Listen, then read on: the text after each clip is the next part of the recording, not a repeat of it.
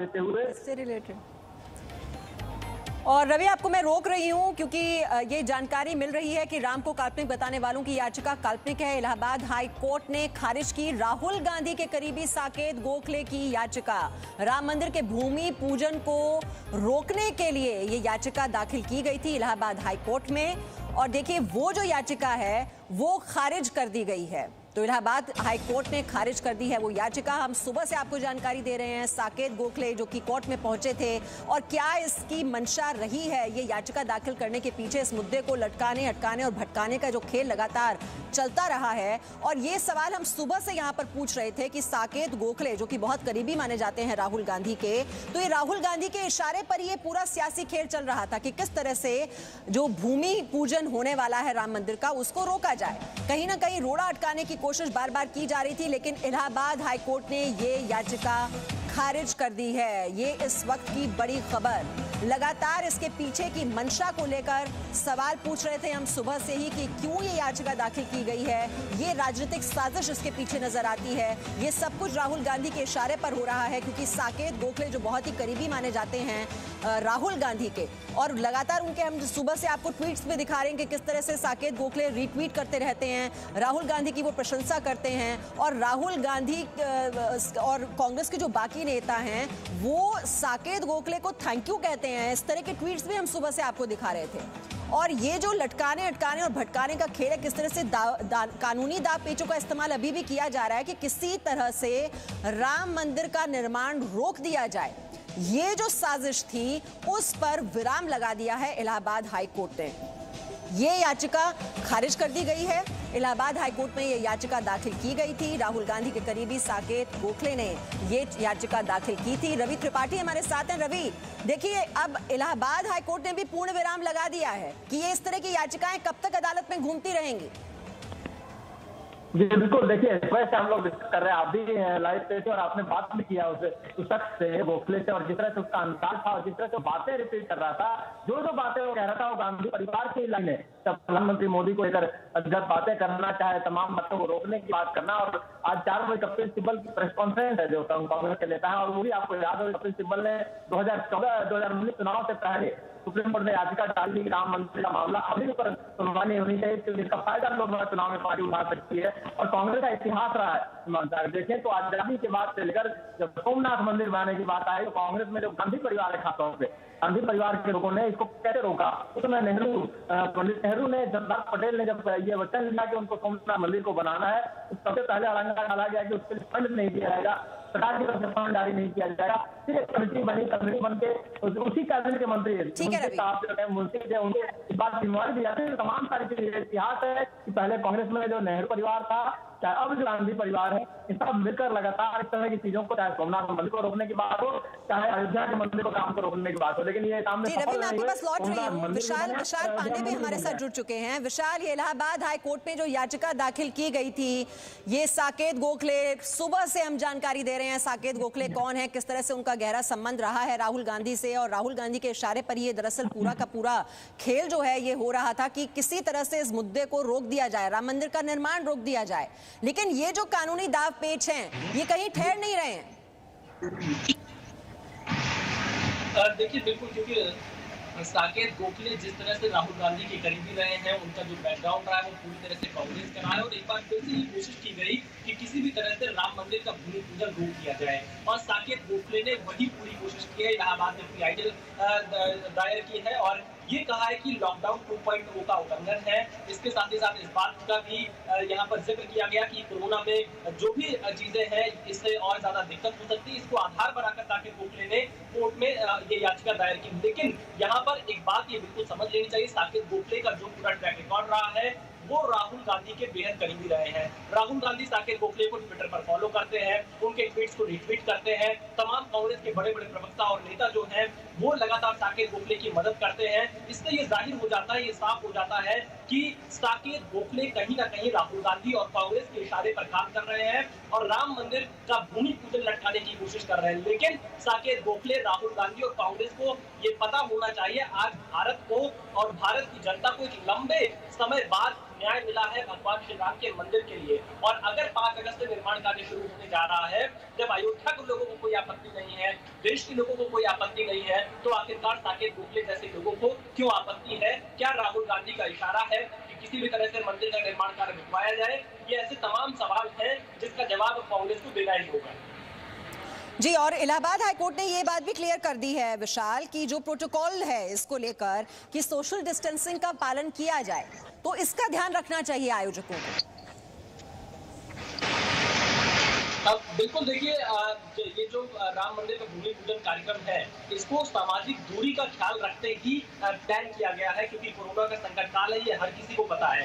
नहीं तो अभी जो फिलहाल तैयारी है श्री राम जन्मभूमि तीर्थ क्षेत्र ट्रस्ट की तरफ से, उसमें 250 से 300 लोगों को ही बुलाने की जानकारी मिल रही है। हो सकता है संख्या इससे कम भी की जा सकती है। अगर ये कोरोना का संकट काल नहीं होता तो राम मंदिर का अगर भूमि पूजन होता तो शायद लाखों की संख्या में लोग इकट्ठा होते, लेकिन कोरोना को देखते ही सामाजिक दूरी का ख्याल रखने के कारण ही मात्र 250 लोगों को बुलाया जा रहा है, वो भी सामाजिक दूरी का पूरा ख्याल रखा जाएगा। अब राम मंदिर का ये भूमि पूजन है और अगर सब कुछ सही तरीके से सभी नियमों का पालन करते हुए निर्माण कार्य शुरू किया जा रहा है, तो इसमें किसी को कोई आपत्ति नहीं होनी चाहिए। और सरकार की तरफ से, ट्रस्ट की तरफ से और अयोध्या में जो तमाम साधु संत हैं उनकी तरफ से भी साफ कर दिया गया है कि सिर्फ चुनिंदा लोग इस कार्यक्रम में होंगे। और अयोध्या के जो तमाम साधु संत हैं उन्होंने स्वतः ये कहा है कि वो अपने मंदिरों में बैठकर भूमि पूजन के का लाइव कार्यक्रम देखेंगे, सीधा प्रसारण देखेंगे जी न्यूज के माध्यम से। तो ऐसी स्थिति में लोग खुद ही सामाजिक दूरी बनाना चाहते हैं, लेकिन शायद कांग्रेस का समाज से सामाजिक दूरी हो चुकी है, इसलिए जनता की आवाज कांग्रेस तक नहीं पहुंच पा रही है। और साकेत गोखले जैसे लोगों को मुहरा बनाकर राहुल गांधी खड़ा कर रहे हैं, ताकि राम मंदिर का डायरेक्टली विरोध न करके इनडायरेक्टली साकेत गोखले की तरफ से कराया जाए और इसका निर्माण कार्य लटकाया जाए। जी, और ये कांग्रेस का जो मंदिर विरोधी चरित्र है विशाल, ये तो पहले से देखने को मिलता है। इतिहास इस बात का गवाह है, सोमनाथ मंदिर से लेकर अब राम मंदिर के निर्माण तक ये जो मंदिर विरोध है, ये तो कांग्रेस का चरित्र रहा है। बिल्कुल, देखिए जो मंदिर का विरोध है, इसमें कांग्रेस लगातार दोहरा रवैया अपनाती है। देखिए, एक तो भगवान श्री राम को कांग्रेस काल्पनिक बताएगी, सुप्रीम कोर्ट में कपिल सिब्बल खड़े होकर कहेंगे कि 2019 के चुनाव तक सुनवाई टाल दी जाए क्योंकि चुनाव पर इसका असर पड़ सकता है। उसके बाद तमाम लोग जो कांग्रेस की विचारधारा के हैं वो एक प्रमाण मांगने की शुरुआत कर देते हैं। फिर राहुल गांधी सीजनल जनेऊधारी पंडित बन जाते हैं। जब चुनाव आते हैं तो उन्हें मंदिरों की याद आ जाती है, क्योंकि उन्हें राजस्थान का चुनाव जीतना होता है। गुजरात में उन्हें मंदिरों की याद आ जाती है, मध्य प्रदेश में उन्हें मंदिरों की याद आ जाती है। लेकिन भगवान श्री राम के मंदिर में या अब तक राम जन्मभूमि में राहुल गांधी दर्शन करने नहीं जाते हैं। वहां जाएंगे तो सेक्युलर नहीं रह पाएंगे। उनकी ये जो धारणा है कांग्रेस पार्टी की, इसको खत्म करने की जरूरत है। राहुल गांधी अयोध्या जाते हैं लेकिन वो रामलला के दर्शन नहीं करते हैं। तो ऐसी तमाम चीजें हैं जो राहुल गांधी के दोहरे रवैये को बार बार उजागर करती हैं।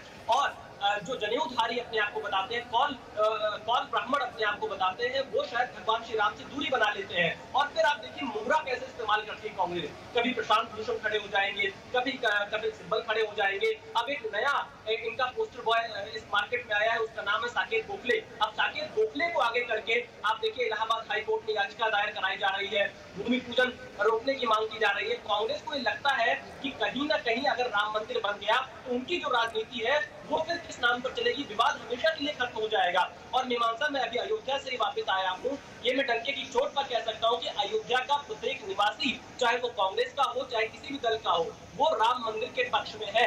वो ये चाहता है जल्द से जल्द राम मंदिर का निर्माण कार्य शुरू हो जाए, क्योंकि इस विवाद के चलते ही अयोध्या ने अब तक विकास के मामले में ये दंश झेला है। अयोध्या का विकास नहीं हुआ है। अब लोगों की उम्मीद जगी है कि अगर मंदिर निर्माण हो जाएगा, बड़ी संख्या में श्रद्धालु आएंगे, एयरपोर्ट का निर्माण होगा, यहाँ पर बड़े बड़े होटल्स आएंगे, टूरिस्ट आएंगे, तो अयोध्या के लोगों का भी विकास होगा, अयोध्या का विकास होगा। तो इसलिए कांग्रेस जो इस बात का विरोध अप्रत्यक्ष तौर पे करा रही है, उसको सोचना चाहिए कि आखिरकार वो क्या कर रही है। राम का विरोध कर रही है कांग्रेस। हालांकि आप देखिए बार बार ये कांग्रेस की तरफ से दावा किया जाता है राजीव गांधी ने ताला खुलवाया था, लेकिन राजीव गांधी ने ताला खुलवाया था तो राहुल गांधी राम जन्मभूमि दर्शन करने की हिम्मत क्यों नहीं जुटा पाते हैं? वो अयोध्या में साधु संतों से मुलाकात करने की हिम्मत क्यों नहीं जुटा पाते हैं? वो क्यों नहीं हनुमानगढ़ी से महज 500 मीटर 700 मीटर की दूरी पर श्री राम जन्मभूमि है, वहां पर जाके दर्शन करके क्यों नहीं आते हैं? राहुल गांधी संयुक्त पूजन क्यों नहीं करते हैं? ऐसे तमाम सवाल है जिनका जवाब कांग्रेस को देना होगा और इस बात पर भी स्टैंड बिल्कुल क्लियर करना होगा कि साकेत गोखले जैसे लोगों से राहुल गांधी का जो रिश्ता है क्या यही रिश्ता भगवान श्री राम के मंदिर का विरोध करा रहा है और राहुल गांधी पर्दे के पीछे रहकर अपने मन की भावना को साकेत गोखले की तरफ से व्यक्त करा रहे हैं मीमांसा जी? और भगवान राम को काल्पनिक बताने वाली विशाल ये जो पूरी ब्रिगेड है, उसको कोर्ट ने भी बता दिया कि ये याचिका ही काल्पनिक है। इसे राम मंदिर निर्माण को रोकने की कोई वजह नहीं नजर आती है कोर्ट को। देखिए, बिल्कुल ये बिल्कुल क्लियर है कि ऐसी याचिकाएं कोर्ट में कहीं भी स्टैंड नहीं करती हैं, क्योंकि इनका मोटिव ही यह है कि बस अटकाना है। कोई इसमें ऐसा तर्क नहीं दिया गया कि जिसकी वजह से राम मंदिर के निर्माण कार्य को रोका जाए। आप दरअसल इसमें आप देखिए, जो तर्क साकेत गोखले की तरफ से दिया गया है कि कोरोना अनलॉक 2.0 का ये उल्लंघन होगा, इसमें उत्तर प्रदेश में तमाम धार्मिक स्थलों को पूरी तरह से खोलने की अनुमति यूपी सरकार की तरफ से दी गई है। अनलॉक 2.0 जब यूपी सरकार ने जारी किया, उसमें साफ तौर से सभी धार्मिक स्थल खुले रहेंगे, जब पूजा पाठ हो सकती है, लोग जा सकते हैं, तो राम मंदिर का भूमि पूजन क्यों नहीं हो सकता? ये कोई बड़ी रैली नहीं हो रही है, ये कोई इतना बड़ा कार्यक्रम नहीं है कि जिसमें लाखों की संख्या में लोग इकट्ठा होंगे। देश के प्रधानमंत्री जा रहे हैं, कुछ चुनिंदा साधु संत होंगे, श्री राम जन्मभूमि तीर्थ क्षेत्र के ट्रस्ट के जो अहम सदस्य हैं वो वहां पर मौजूद रहेंगे, और ये एक बेहद सीमित दायरे में कार्यक्रम रखा गया है, महज 250 लोग। नहीं तो आप मीमांसा कल्पना कीजिए, अगर कोरोना का संकट काल नहीं होता और राम मंदिर का भूमि पूजन हो रहा होता तो शायद अयोध्या में कहीं भी पैर रखने की जगह नहीं होती। जी बिल्कुल, जो पूरा देश इंतजार कर रहा था इस शुभ घड़ी का विशाल, और जो 137 करोड़ लोग हैं इस देश के, वो इंतजार कर रहे थे कि भगवान राम को इतनी मुश्किल से ये मुक्ति मिली है तिरपाल से, और वो अपने घर की ओर प्रस्थान कर रहे हैं। इस शुभ घड़ी का इंतजार तो हर कोई कर रहा था, और अगर कोरोना ना होता सभी राम भक्त वहां पर खुद मौजूद होते। लेकिन ये लोग समझ रहे हैं कि ये संकट काल है, ये कोरोना काल है, और ऐसे में वो वहां नहीं जा सकते अयोध्या, तो वो तो वर्चुअल दर्शन ही करेंगे, लेकिन भूमि पूजन तो होगा ना। वहां पर आधारशिला जो रखी जानी है कुछ लोगों की मौजूदगी में, वो भूमि पूजन तो जरूरी है। और दूसरी विशाल ये भी तो बात है कि जो हिंदू धर्म में जो आस्था रखते हैं, आप कांवड़ यात्रा की बात कर लीजिए, आप केदारनाथ यात्रा की बात कर लीजिए, उस पर भी तो रोक लगाई गई। हाँ बिल्कुल, देखिए अमरनाथ यात्रा रद्द कर दी गई, केदारनाथ दर्शन पर रोक लगी हुई है। और अगर राम जन्मभूमि पर भी आप देखिए, क्योंकि मैं ये बार बार कह रहा हूँ, जिस के उल्लंघन का जिक्र साकेत विशाल 2 सेकंड में आपको रोक रही हूँ। अमन चोपड़ा भी हमारे साथ जुड़ गए हैं। अमन चोपड़ा, ये हम सुबह से दिखा रहे हैं कि ये किस तरह से लटकाना, अटकाना, भटकाने का ये पूरा खेल चल रहा था, और ये सियासी साजिश थी, लेकिन इस पर पूर्ण विराम लगा दिया है, फुल स्टॉप लगा दिया है कोर्ट ने आज। देखिए मीमांसा, इसमें हुआ यह है कि प्रभु श्री राम को काल्पनिक बताने वालों की याचिका भी काल्पनिक निकली। मतलब जैसे ये लोग कहते थे ना, प्रभु श्री राम जो है वो तो काल्पनिक हैं, वो तो एग्जिस्ट ही नहीं करते, तो उनकी जो ये PIL थी ना, अब वो उसको जिस तरह से रिजेक्ट किया गया है इस याचिका को, मतलब ये राम विरोधियों को बड़ा झटका है। जो प्रभु श्री राम मंदिर निर्माण के विरोधी हैं, जो प्रभु श्री राम भूमि पूजन के विरोधी है, उनको बड़ा झटका इस तरह से लगा है कि इस याचिका को पूरी तरह से काल्पनिक बताया गया है। मैं एक बार पढ़ देता हूं आपको, ये पढ़ना ये है कि the entire petition for writ is based on assumptions, मतलब इस याचिका को खारिज करते हुए honourable chief justice of Allahabad high court, honourable Govind Mathur जो चीफ जस्टिस है, ऑनरेबल सौमित्र दयाल सिंह, जो 2 जजों की जो बेंच है, उनकी तरफ से कहा गया कि ये पूरी की पूरी जो रिट पिटीशन जो फाइल की गई है वो कल्पना के आधार पर थी कि ये हो सकता है, क्योंकि अभी 31 जुलाई तक की गाइडलाइंस हैं, 5 अगस्त को भूमि पूजन है, अभी 5 अगस्त को लेकर तो कोरोना की गाइडलाइन आई भी नहीं है, तो उसको लेकर कोर्ट की तरफ से कहा गया है कि the entire petition for it is based on assumption, मतलब कल्पना के आधार पर यह याचिका दायर की गई है। There is no foundation for apprehending violation of prescribed protocol, मतलब इसमें किसी नियम का उल्लंघन होगा, इसको विश्वास करने का भी कोई आधार नहीं है। At present we expect the organizer and the government of Uttar Pradesh would ensure all the protocol applicable for social and physical distancing। ये कोर्ट की तरफ से कहा गया कि हमें उम्मीद है कि इस जो कार्यक्रम है उसके जो आयोजक हैं वो तमाम प्रोटोकॉल का पालन करेंगे, और इसमें यह भी लिखा गया है कि सोशल डिस्टेंसिंग का पालन होगा।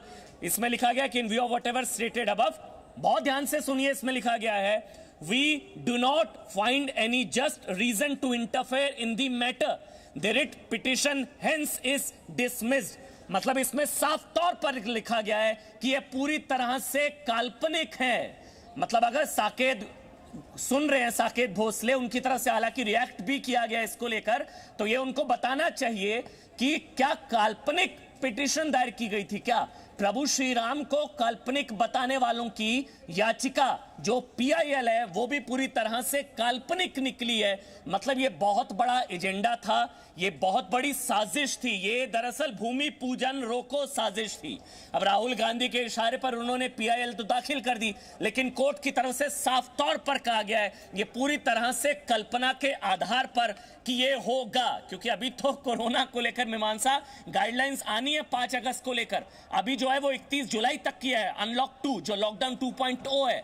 अभी तो 5 अगस्त को लेकर गाइडलाइन आनी है। कोर्ट की तरफ से कहा गया कि ये बेस्ड ऑन एजम्पशन है, मतलब कल्पना के आधार पर ये पीआईएल दाखिल की गई है। इसमें यह भी लिखा गया है the writ petition is dismissed.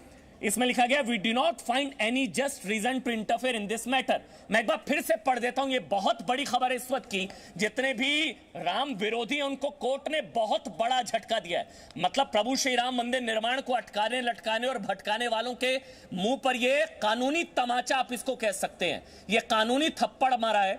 और इसमें बताया गया कि ये पूरी की पूरी आप पढ़ सकते हैं, इसमें जो लिखा गया है the entire petition for it is based on assumption. There is no foundation for apprehending violation of the prescribed protocol. At present, we expect the organizers and the government of Uttar Pradesh would ensure all the protocol applicable for social and physical distancing. In view of whatever stated above, we do not find any just reason to interfere in the matter. मतलब हम इसमें दखल अंदाजी करने की कोई वजह नहीं समझते हैं। The writ petition hence is dismissed. Saket Gokhale जो कि राहुल गांधी के बेहद करीबी माने जाते हैं और राहुल गांधी के इशारे पर ही उन्होंने पीआईएल दाखिल की थी। आप देखिए मीमांसा इसको कनेक्ट कैसे कर सकती है, क्योंकि राहुल गांधी के हिसाब से, कांग्रेस पार्टी के हिसाब से प्रभु श्री राम काल्पनिक, और जो पीआईएल दाखिल की गई वो भी कल्पना के आधार पर, मतलब काल्पनिक पीआईएल के आधार पर कथित काल्पनिक प्रभु श्री राम मंदिर निर्माण को टालने की कोशिश की गई थी। लेकिन ये बहुत बड़ी खबर और ये राम भक्तों के लिए अच्छी खबर है। लाख जतन साम दाम दंड भेद, पहले कहा गया कि कोरोना काल में नहीं होना चाहिए। कांग्रेस के सांसद की तरफ से, हुसैन दलवाई साहब की तरफ से यहां तक कहा गया कि प्रधानमंत्री नरेंद्र मोदी के जाने से जो है सेकुलर स्टेट का फैब्रिक बिगड़ जाएगा, प्रधानमंत्री नरेंद्र मोदी कम्युनल हो जाएंगे, एक सेकुलर स्टेट के प्रधानमंत्री को नहीं जाना चाहिए। पटेल गए, लेकिन पटेल सोमनाथ मंदिर का उन्होंने जिक्र किया था कि नेहरू भी नहीं गए थे सोमनाथ मंदिर। अमन, ये देखिए ये कोई दाव पेच जो है ना ये चलने नहीं वाला, ये कोशिश थी। और जैसा आप बता रहे हैं, ये पढ़कर बताया अमन चोपड़ा ने कि जो कोर्ट की ओर से जो ऑर्डर पास हुआ है उसमें कहा है कि ये अजम्पशन के आधार पर है, ये सिर्फ अजम्पशन है, यानी कि ये काल्पनिक है, यानी कि भगवान राम को जो काल्पनिक बताते रहे हैं और ये जो याचिका दाखिल की गई उससे कोर्ट ने काल्पनिक बता दिया कि ये अजम्पशन है सिर्फ, और राम मंदिर का निर्माण तो अब होकर ही रहेगा। तो ये एक लटकाने अटकाने भटकाने का खेल बहुत हो गया और ये इलाहाबाद हाईकोर्ट में जो याचिका दाखिल की गई थी इसे कोर्ट ने अब खारिज। Presenting B News app available on Google Play and App Store. Download it now.